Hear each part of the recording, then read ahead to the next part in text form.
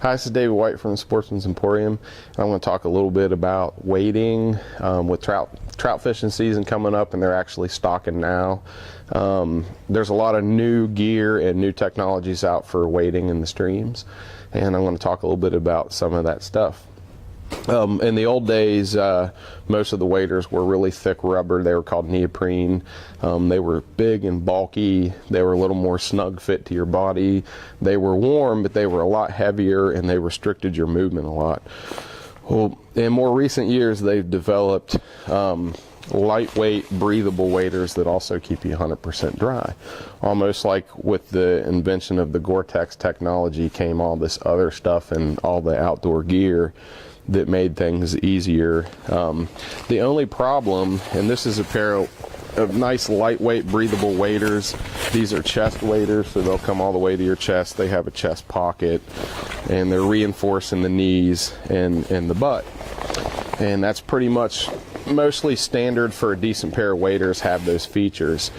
The thing is, you know, in this kind of weather, a lot of times you need to build up layering underneath, because the neoprene is more of an insulative layer and these are not. You have to dress a little differently to basically be comfortable in the new style of waders. And you know, I always start with a base layer of something that's definitely not cotton. You know, this is made out of polyester and polypropylene, and basically what it does is if it does get wet, it stays warm with my body heat. Cotton, when it gets wet, you know, it'll actually suck your body heat away from you.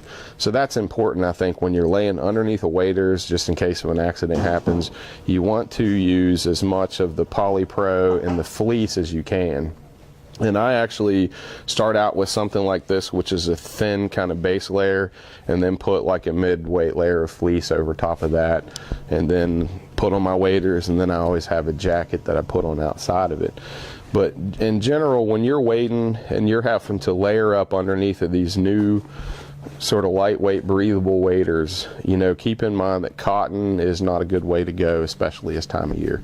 In the summertime, cotton is good because it'll help keep you cooler, but this stuff will dry fast and it'll stay warm with your body heat even when it's wet. So winter kayaking, all the whitewater boaters out there know all about this stuff, because you're regularly getting wet in the winter time, and this is what keeps you from getting hypothermia.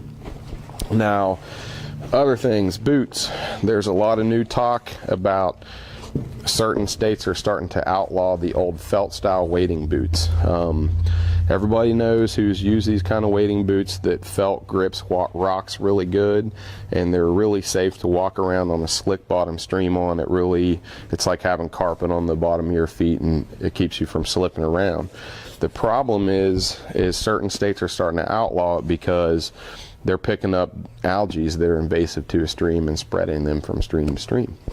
So, you know, what they're saying now is you have to wear rubber, because those algae do not stick to rubber like they do felt. They'll actually get inside of your felt and stay there, and the spores will transfer to new places. The only problem with the rubber is it's really slippery when you're walking on a rock, in particular if it's covered with slime and algae. I mean, it's almost like walking over snot-covered bowling balls. It's really bad. So there's an answer for that. And most companies who sell boots also sell screw-in cleats. They basically look like a regular sheet metal screw that you can get at an Ace Hardware or Lowe's or any hardware shop. And you actually can use the cheap screws in the same way you would any other type of wading cleat, and even save a few bucks by doing that. And basically what you do is you start them and you screw them in these, and I'm not going to screw it all the way in, but what I would do would be take some of these cleats, these little sheet metal screws, and put about a dozen of them on the bottom of this wading boot. And that right there, once I screwed them all in, you have to get short screws so they won't screw up through your sole. But once you do that, you do really get good grip, and it'll keep you much safer. So when you're out venturing on the streams, you know, this spring, the water's still pretty cold. Even into mid-spring, the water's usually pretty cold. You know, keep in mind to dress properly. You know, wear the fleece, wear the pile. make sure you have good wading shoes with a good cleat in it. If you fish Maryland, you can't use felt, and a lot of people around here do fish Maryland. So that's, you know, something I'm doing now is ordering a lot more of these rubber boots, because in West Virginia you can still wear felt, but they say that's a matter of time. So I just want to talk a little bit about, you know, really what's new in wading. This is all, you know, has come about in the last couple of years with the felt ban. So, you know, keep your eyes open for that, and just remember, if you find some rubber bottom boots, some short sheet metal screws will keep you from falling.